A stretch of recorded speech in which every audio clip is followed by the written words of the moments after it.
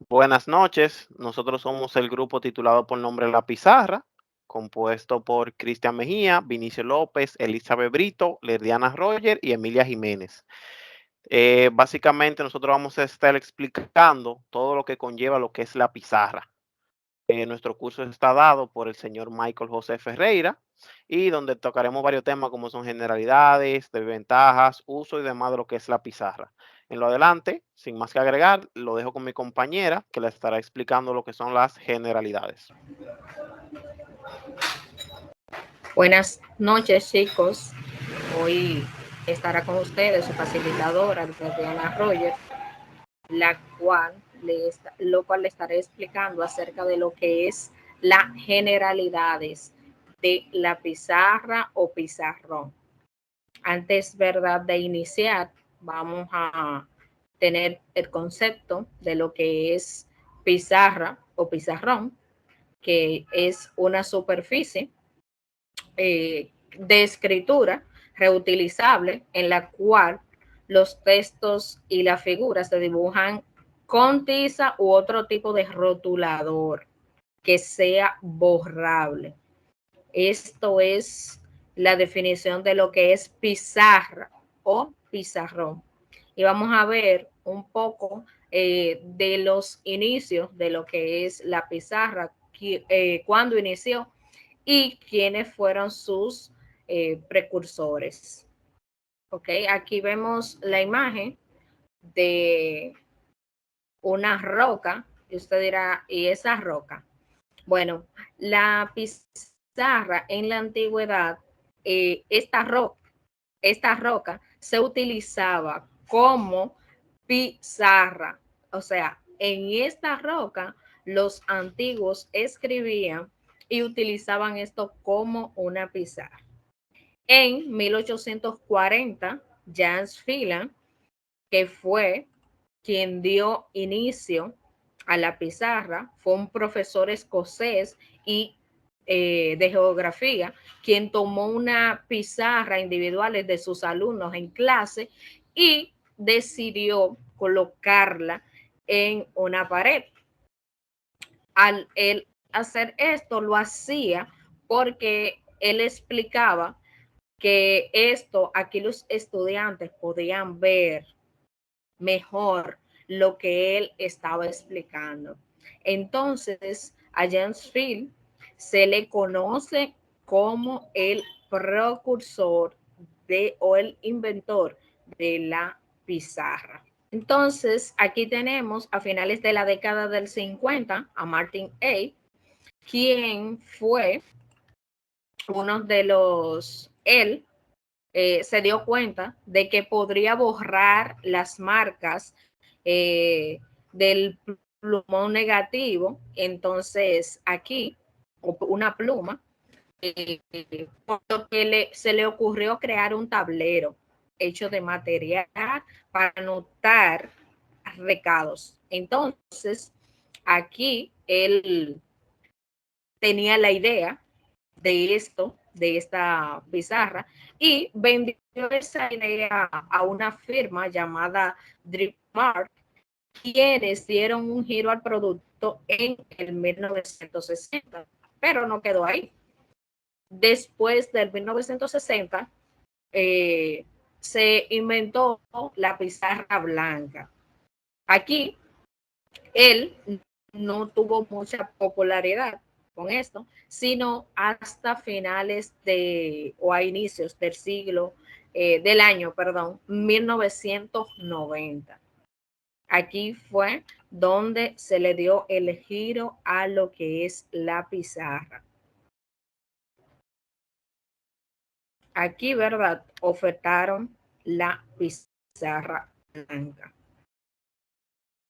Luego de esto, eh, como vimos aquí, ofertaron las pizarras blancas en 1990 y luego pasaron a lo que es la pizarra tradicional, ya que, ¿verdad? Cada uno de nosotros fuimos a una escuela donde no vimos estas pizarras verdes y negras, que son las pizarras convencionales o tradicionales que existían. La mayoría, ¿verdad?, de los facilitadores tradicionales utilizaron este pizarrón, este recurso gráfico que es bastante importante, el cual transmitían, ¿verdad?, los conocimientos. Es un recurso gráfico, es el recurso gráfico más importante por su uso generalizado en los procesos de enseñanza y aprendizaje, ya que es el medio más accesible, económico y fácil de utilizar. Por eso, ¿verdad? Se utilizaba este medio, porque ya tenemos la verdad, las pizarras blancas, o también ya estamos innovando en la tecnología. Podemos ver también los proyectores, aquellos que proyectan, ¿verdad?, una imagen. Entonces, este fue determinado como pizarras tradicionales. Bueno, hasta aquí ha sido esta parte de las generalidades de la pizarra. Si tienen alguna pregunta al respecto, si todo estuvo claro o tienen algo que aportar. Ha quedado muy claro, muchas gracias. Sí, Chicos, entiendo que todo quedó muy claro. Gracias, profe, sí. ok, bueno, hasta aquí ha sido esta parte. Vamos a pasar a la siguiente con compañera Emily. Buenas noches, jóvenes. Les saluda su facilitadora, Emily Jiménez, esperando que se encuentren todos bien. Estamos obviamente reunidos porque estamos hablando de lo que es la pizarra, pero ahora en concreto vamos a hablar sobre el uso correcto del mismo. Estas son unas directrices aquí que le diseñé para que la veamos punto por punto y así poder explicársela más detenidamente. Vamos a empezar con esto. Cuando comience a escribir, el pizarrón debe estar limpio. Si se fijan, es la primera, ¿verdad? Y empieza con esta porque muchas veces por el tiempo, por cualquier cosa, vemos que se inicia hasta con ideas planteadas por otra persona. Se inicia a dar la clase, empecé a escribir aquí, no tengo tiempo, debo ir rápido. Pero lo que se aconseja, lo ideal sería que el pizarrón esté limpio. Porque obviamente lo que se busca es que, bueno, imagínense si ahora mismo estuviéramos de forma presencial, estuviera escribiendo, lo que yo busco es que ustedes entiendan de manera fácil todas las ideas que les estoy planteando. Si ya hay otra idea, prácticamente lo que le podría crear es una confusión. Continuemos. Es recomendable, muy recomendable, escribir con letras grandes y claras. ¿Por qué? Bueno, porque imagínense que se tiene una gran cantidad de participantes en un aula. La idea es que hasta el que está atrás, el que se encuentre en los laterales del aula, pueda leer y ver todo de manera clara. Aquí, escribir lo más horizontal posible. Bueno, la idea es que cuando se empiece a escribir, se haga desde un extremo del pizarrón hasta el otro, para que eso quede lo más lineal posible. Muchas veces hemos visto que se escribe y quedan las líneas como en esta posición. La idea es que quede lo más horizontal posible. Esto aplica para dibujos, ya cuando se está esquematizando, cuando se están trazando fórmulas, entre otras. La idea es utilizar que sean trazos precisos, rápidos y sencillos, que no se tome mucho tiempo, porque el tiempo es primordial al usar un pizarrón. Lo mismo aplica para los esquemas, que sean sencillos, legibles, por lo mismo que exponía anteriormente, y bueno, que sean legibles, cero rayones que se confundan a los participantes, y lo mismo con eso, que sean trazos rápidos y sencillos.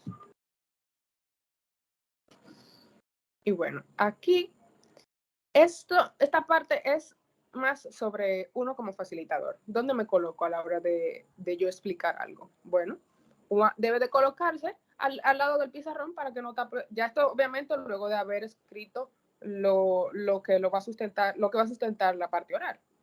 Bueno, que no tape lo que se está escribiendo. Y es muy recomendable el uso de puntero. Muchas veces también hemos visto, bueno, no tengo un puntero. Bueno, pues usted una regla sirve para que usted no se pare frente al pizarrón y no obstruya lo escrito. También conocemos lo que son los punteros infrarrojos, muy utilizados hoy en día. Y bueno, es muy, muy aconsejable colocarse en ángulos del salón para evaluar lo expuesto en el pizarrón. A la izquierda, a la derecha, pero obviamente nunca frente a él. Y bueno, a la hora de escribir, se recomienda que se haga un contraste de letras, que se sepa utilizar las mayúsculas, las minúsculas, no exagerar en ambas. Continuamos. Lo mismo, letras mayúsculas. Y esto es porque, bueno, pues si quiere usted exponer algo de una manera que quede clara, que sea fácil de recordar, así, grandota, en mayúsculas. La combinación de colores. Y esta le quiero poner un ejemplo, jóvenes, para que me entiendan por qué se pone aquí. Por ejemplo, si se está aprendiendo en un aula, imaginemos que aquí estamos aprendiendo inglés. Es muy bueno que si yo poner una palabra en inglés en negro y yo quiero que ustedes la recuerden bien, no crearle una confusión, pues yo vengo y se la pongo en azul en español. Y así ustedes, con ese contraste de colores, se le hace muchísimo más fácil comprender y recordar. Ya para puntualizar cosas, para que quede claro que es importante, se recomienda encerrar en círculos o subrayar. Y ahora, muy importante, así como fue importante eso que le puntualicé al principio, que el pizarrón debe estar limpio, también es muchísimo, se recomienda muchísimo que quede limpio el pizarrón al final. Pues pasa lo mismo. Es muy probable que lo utilice usted luego o lo utilice otra persona. Aquí se aplica básicamente también lo que es el respeto. Y ya bueno, para concluirles, antes de uno iniciar esa sesión, que es bueno tener presente el tamaño del pizarrón, el tamaño del aula, la cantidad de participantes con la que se va a trabajar, porque no es bueno ir simplemente, bueno, ya yo voy a utilizar el pizarrón, sí, ok, voy a utilizar el pizarrón, pero es bueno también saber qué tantas ideas se van a plasmar en el mismo, qué tanto uno va a utilizar de apoyo en el pizarrón. Entonces, con eso es lo que quiero dejar por hoy. Entonces, quiero saber si tienen alguna pregunta, alguna duda. Nah, buenas Sí, noches, dígame, joven, primeramente. ¿qué me quería preguntar? Tengo una pregunta. Eh, una consulta, profe. En caso de que se esté exponiendo un tema y usted nos comente, esto va para el examen, ¿cuál sería la forma correcta o qué usted haría para que a mí se me haga fácil recordar en el pizarrón? ¿Cuál sería de las metodologías que usted nos explicó? ¿Cuál sería la más fácil y útil para nosotros? Esa misma que le mencionaba casi al final, es bueno subrayar, es cerrar. Quede con eso.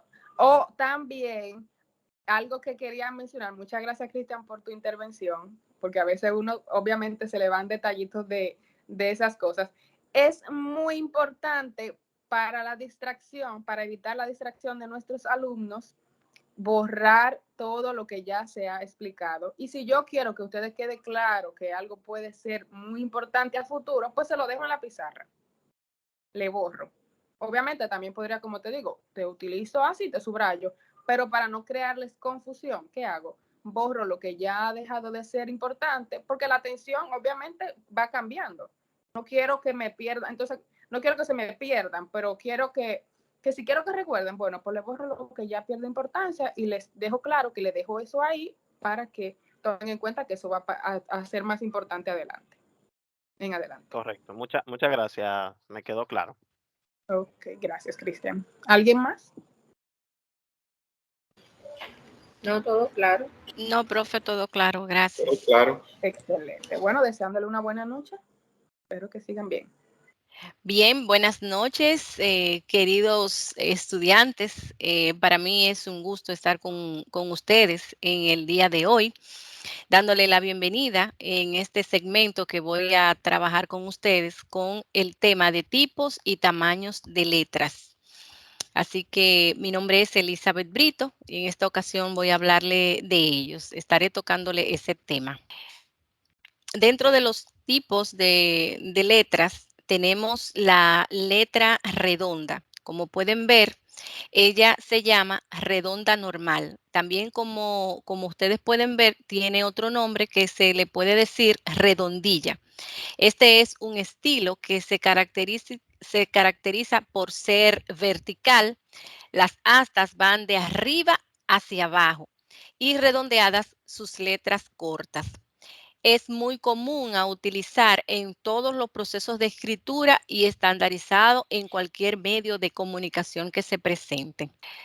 La letra cursiva también es la inclinación de letras redondeadas hacia la derecha y su origen es en la escritura manual y apresurada. Así como existen varios tipos, esta es una de las más comunes. Está la script y está la cursiva, pero se abunda más la cursiva.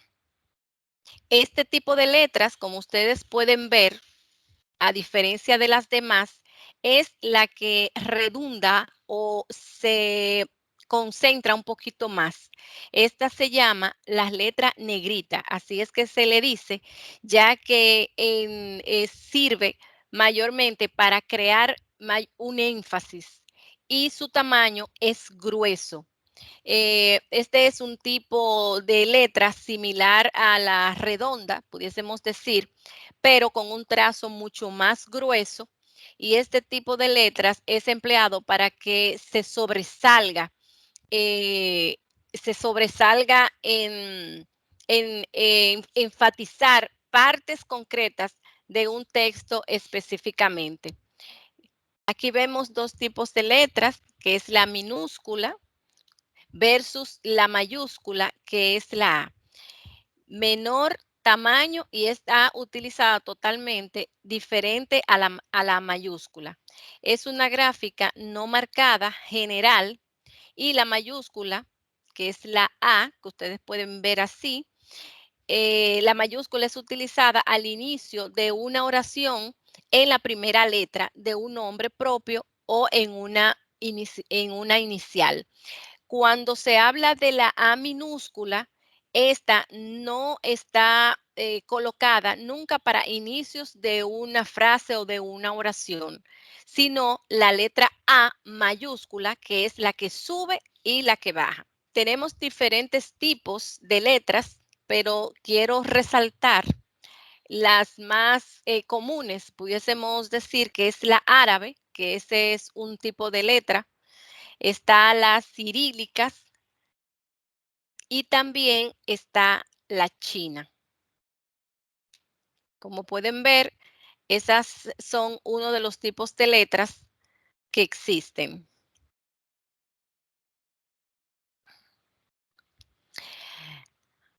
Aquí también tenemos la negrita, la regular, como lo habías dicho, la cursiva y la negrita cursiva.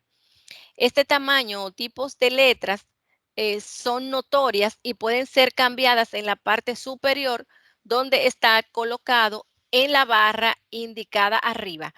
Si ustedes se fijan y mentalmente ven la computadora, en la parte superior van a encontrar una barra donde van a ver diferentes tipos de letras y ustedes la pueden seleccionar y al ladito de ellas pues van a ver una numeración donde ustedes pueden también señalizar el tamaño de la letra que ustedes desean utilizar.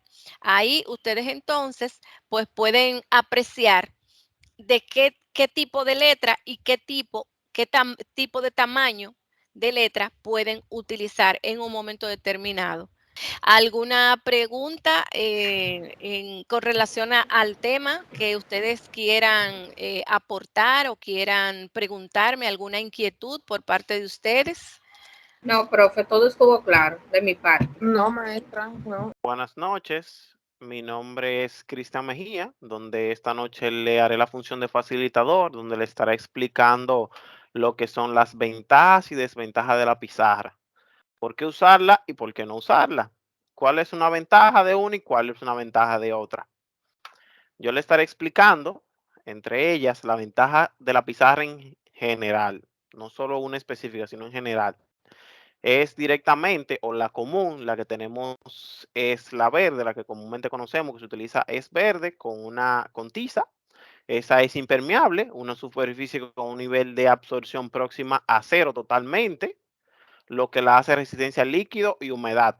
Dígase, supongamos que tenemos una pizarra y la mojamos, no significa que se va a dañar, va a seguir utilizando. ¿Por qué? Porque tiene un próximo a cero, dígase, se va a secar. Incluso para borrar en muchas ocasiones utilizamos si es una blanca, comúnmente utilizamos alcohol, es un líquido. Si es una verde, podemos utilizar un pañito mojado. También tenemos el cuidado y mantenimiento es sencillo, sumamente sencillo. No necesita cuidado ni productos especiales para su limpieza, como anteriormente les comenté. Hasta con agua o alcohol se soluciona para su limpieza. Los colores son inalterables, que perduran en el tiempo. Dígase, la pizarra verde comúnmente siempre duran años y más años en las aulas y siempre están esas mismas. La única forma que vemos que se cambian es directamente cuando ya avanza la tecnología y se pone una pizarra digital o se pone una pizarra de color blanco para utilizar con marcadores y demás. Y también tenemos lo que es la resistencia al fuego y al calor. No necesariamente digamos que si le vamos a prender fuego no va a encender, sino se refiere a la parte inflamable. Cuando una pizarra toma fuego por X o Y razón, no va a propagarla, porque la pizarra lo que va a hacer es que se va a convertir en humo, o sea, no es como que se va a incendiar y va a pasar el fuego a los demás lugares. Tenemos también lo que son las ventajas de la pizarra, pero aquí básicamente es como una continuidad. Digamos, también tenemos la parte económica y fácil de mantener, el espacio. Tenemos que ocupa un espacio mínimo, dígase, tenemos todo tipo de pizarras para todo tipo de lugar. Dígase, si queremos tener una pizarra en la casa, podemos comprar una pequeña. Si la queremos tener en un aula, bueno, pues compramos una grande. Y así sucesivamente. Todo va a depender del lugar. No necesita curso de capacitación para usarla, ya que simplemente con una tiza o un marcador, depende del tipo de pizarra, cualquier persona puede utilizarla, sea un niño, sea un adulto, sea un anciano, o sea, no tiene que ver. No necesita curso de capacitación, como le comenté, resulta útil para esquematizar o transmitir información sencilla. Dígase, cuando nosotros queremos recordar algo, cuando tenemos una idea y no queremos que se nos olvide, ¿qué hacemos? La anotamos. Si la hacemos en una pizarra, es algo que vamos a ver constantemente hasta que normalmente no la memoricemos. Los alumnos desconectan por un momento de la tecnología digital. Cuando decimos esto, es mucho que, por ejemplo, podamos o tirar fotos o demás, podemos tener la información, pero no siempre damos un buen uso. Cuando tenemos la pizarra, en este caso la pizarra tradicional, el estudiante está pendiente de lo que el maestro está digitando en la pizarra, de lo que está haciendo, lo que está dibujando, aquellas cosas que el maestro está haciendo, no las está expresando gráficamente, claro, en la pizarra. Pero no todas las cosas son buenas. Así como tienen ventajas, asimismo tiene desventajas. Cuando decimos de las ventajas, una de ellas es más sucia. Dígase, si utilizamos a nivel de marcador, se nos tintan muchas veces las manos, los marcadores se agotan y la tinta para eliminarla es un poquito delicada, ya que se puede pasar a tus manos. También tenemos lo que son la tiza. Cuando usamos la tiza, se queda como el polvo en nuestras manos o puede ser o causar incluso enfermedades. Tenemos también que las informaciones que se va escribiendo no es permanente, porque hay que ir borrando para poder escribir información. Esta básicamente es, explicamos un tema, lo debatimos, lo escribimos y luego lo borramos. La misma no queda. Tenemos también, pero ya en la parte de las pizarras táctiles. Los pros de esta básicamente son el recurso acomoda diferentes modos y enseñanza. Dígase, en esta parte de la pizarra digital podemos añadir tanto imágenes para personas que les gustan las imágenes, podemos añadir gráficas, podemos añadir textos, textos de cierta forma, sea en negrita, sea cursiva, diferentes formas de texto, facilita la comprensión, incrementa la motivación e interés en los alumnos. Pero también tenemos los contras. Necesita un espacio más bien amplio para su correcto uso. Dígase, cuando tenemos un uso digital, básicamente necesitamos es una pantalla o un equipo tecnológico cual tiene un buen costo, lleva buen espacio para utilizar y básicamente es un poquito más delicado porque hay que tener mucho más cuidado con ella. También tenemos, el profesor debe recibir información específica, dígase, cada persona que utiliza una pizarra digital no simplemente ya la voy a utilizar y ya, terminamos ahí, no. Cada persona necesita una capacitación de cómo debe usar esa pizarra para poder dar información y los demás o los alumnos puedan comprender. También tenemos, es un recurso caro, como anteriormente comenté, es un recurso sumamente caro en el sentido de que es un equipo tecnológico y dígase, tiene un alto costo. Entonces, hasta aquí está mi parte. No sé si tienen alguna pregunta, alumnos. Sí, maestro, tengo una pregunta. Sí, claro, cuénteme. Profesor, ¿usted cree que uno de los motivos por los cuales se ha descontinuado el uso de la pizarra con tiza ha sido el uso de la misma tiza? Porque he escuchado en ocasiones que el material por el cual está compuesto la tiza hace daño en los pulmones, la absorción de esas cerillas. ¿Usted cree que se haya sido por eso o ha sido por el avance tecnológico que hemos tenido con los tiempos? Yo podría decirte que se puede decir ambas cosas. Dígase, puede ser de salud, por los que tú mismo me has comentado, margarle otras enfermedades que causa, como paño en la cara, la misma absorción te puede hacer daño en grandes cantidades y también la parte de la tecnología. Según va modernizando, según va cambiando el tiempo, siempre todo va a ir cambiando, todo va a ir mejorando. Dígase, una vez pasamos de la pizarra tradicional, pasamos a la digital, ya estamos agregando nuevos recursos. Dígase, imágenes, textos de otro tipo de forma, videos. Es una interacción como más directa con los alumnos, porque anteriormente en la tradicional tú comúnmente era un profesor escribía y si en algún momento mandaba a un estudiante, mira, resuélveme este problema y ves estudiante en estos tiempos, la digital, al cambiar, podemos utilizar incluso hasta 20 personas al mismo tiempo, digitando la misma pizarra. No sé si alguien más tiene alguna otra pregunta. Sí, yo tengo una preguntita. Claro, cuénteme. Eh, Profe, usted habló con relación a las diferentes pizarras y cómo ha ido modernizando. Sin Claro. embargo, mi compañero Vinicio tocó un tema muy importante con relación a los avances tecnológicos. Viendo la situación en la que estamos actualmente, donde ya la tecnología nos ha arropado y estamos en la era del conocimiento, me gustaría saber aproximadamente qué estadística, o sea, si habrá alguna estadística ya para estos tiempos donde nos diga si realmente va a haber, pudiésemos decir, algún 90 o un 85% en un tiempo X de tecnología con pizarras electrónicas, aunque no sean costosas, dentro de las aulas. Mi pregunta es, ¿habrá alguna estadística a corto plazo en que casi todas los centros educativos y las universidades vayan a utilizar todas estas herramientas así digitales, una pizarra digital? Puedo decir que una estadística, todo va a depender tiempo y lugar.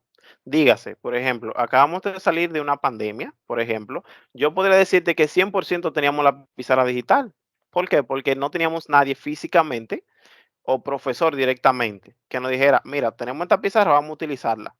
Todo va a depender tiempo y lugar. Hay países donde ya una pizarra tradicional no existe, pero hay otros países que sí. Por ejemplo, en el nuestro yo te podría decir en República Dominicana que tenemos un 60%, diría, pero tenemos un 40%, por lo mismo que tú acabas de mencionar, el costo. Casi la mayoría de escuelas públicas de este país han ido modernizándose, algunas más que otras, valga la redundancia, por el lugar donde se encuentran, otras todavía siguen con las pizarras tradicionales. Entonces, en estadística no te puedo decir un número exacto, pero de que vamos y estamos cambiando todo este término de lo que son las pizarras, sí. Pero todo va a depender del lugar y donde sea. Y muy probable esas personas que no se monten en el barco, pues lamentablemente van a colapsar, porque Correcto, no vamos hacia atrás, siempre vamos hacia adelante. correcto, así es. Excelente, gracias, profe. Correcto. No sé si tienen alguien más, otra pregunta. Yo, profe, ella es breve mi pregunta. Buenas Ok. noches. Aquí, en lo de la pizarra táctil, me da curiosidad una comparación. Que aquí usted mencionaba de que es la táctil facilita la comprensión del alumno. Entonces me llama la atención eso. ¿Cree usted que facilita la comprensión más que la tradicional, que la que nos hemos acostumbrado? Ahí entra mucho lo que es los pros y los contras. El pro es que si tú le das el correcto uso y le muestras cómo usarla, sí, es otro nivel, ya que tú me estás viendo o estás viendo imágenes, textos expresivos que te llaman la atención, pero los contras es el uso correcto. Si tú no das el uso correcto, tú lo vas a utilizar, por ejemplo, para hacer muñequito, por ejemplo. No lo estás usando para el uso correcto, pero diría que sí. Es más útil, es más funcional para todo y cualquier tipo de uso, incluso para el uso simultáneo de muchas personas al mismo tiempo. Con una tradicional, tú nada más podías utilizarla con una tiza, pero en la táctil tú no necesitas un recurso, tú nada más necesitas el recurso de la pantalla táctil. Luego todo lo demás está con los dedos, tú puedes dibujar, escribir y todo lo demás. Un texto, un teclado, los dedos, un lápiz, o sea, es muy sencillo. Con una tiza tú tienes que tener la tiza. O sea, una da más posibilidades que otra. Bueno, me quedó claro. Muchas gracias, profe. Entonces, ¿tienen alguna otra pregunta, chicos? No, ya está bueno. Ok. Todo claro, profesor. Buenas noches, queridos alumnos. Mi nombre es Vinicio López. Seré su facilitador en la noche de hoy y vamos a estar hablando específicamente de lo que es el plan del pizarrón o el plan de la pizarra. Y lo vamos a estar desarrollando básicamente este plan con un ejercicio que creo que todos hemos visto o hemos estudiado en la secundaria o en el bachillerato para poder entender lo que es un plan del pizarrón. Básicamente un plan del pizarrón podemos desarrollarlo como una actividad en la cual utilizamos la pizarra para explicar algo, explicar un tema del cual sea de nuestro interés. En este caso, vamos a desarrollar este ejercicio para el conocimiento de todos y vamos a ir, a medida que vamos desarrollando el ejercicio, vamos a ir interactuando de lo que es el peso específico de un objeto, de algo. En esta ocasión, el problema nos dice lo siguiente: encontrar el peso de una regla de madera de pino con las siguientes medidas. Tiene un volumen de 5 por 5 por 75 centímetros, sabiendo que la densidad del pino es de 0.74 gramos sobre centímetros cúbicos, y luego convertir el resultado que obtengamos, convertirlo en kilogramos. Para poder desarrollar este ejercicio vamos a utilizar la fórmula del peso, que nos indica que el peso es igual a la densidad por el volumen. Si comenzamos a despejar y vemos los datos que tenemos, o los datos que nos da el ejercicio, tenemos que la densidad, la cual leímos que era igual a 0.74, y también tenemos el valor del volumen. Pero, como todos ustedes saben, el volumen se expresa en centímetros cúbicos y como vemos ahí, tenemos tres cantidades que se están multiplicando y esas cantidades son iguales a centímetros cada uno. La multiplicación o el resultado de esas cantidades entonces nos da el volumen, que serían los centímetros cúbicos, y obviamente el peso, que es el cual vamos a encontrar. Si expresamos el volumen y los resultados que tenemos y multiplicamos 5 por 5 por 75, entonces tenemos el resultado de 1875 centímetros cúbicos. Y ahora sí, con estos, los resultados, ya teniendo el volumen y teniendo el valor de la densidad, podemos entonces expresarlo en nuestra fórmula para conseguir el peso, donde dijimos que el peso era igual a la densidad por el volumen. Si comenzamos a sustituir y colocamos el valor de la densidad por el valor del volumen que se expresa en centímetros cúbicos y multiplicamos esto, entonces tendremos como resultados que el peso va a ser igual a 1385 gramos. Pero si nos fijamos ahí, y nos detenemos un minuto para ver algo. ¿Quién de ustedes me puede decir por qué el peso nos está dando 1.387 gramos? Solo gramos. ¿Alguien recuerda? ¿A qué se debe eso? Que la expresión solamente se expresa en gramos. Sí. Porque se tachan los centímetros cúbicos. Se repite, entonces se tachan. Efectivamente. Como dice su compañera Emily, centímetros cúbicos se tacha con centímetros cúbicos y obviamente solo nos quedaría gramos. Serían 1.387 gramos. Para llevar esto a kilogramos, que es lo que nos está pidiendo también el problema, pasar el resultado a kilogramos, sencillamente dividimos entre 1000. Kilogramos, para conocimiento, tienen 1000 gramos.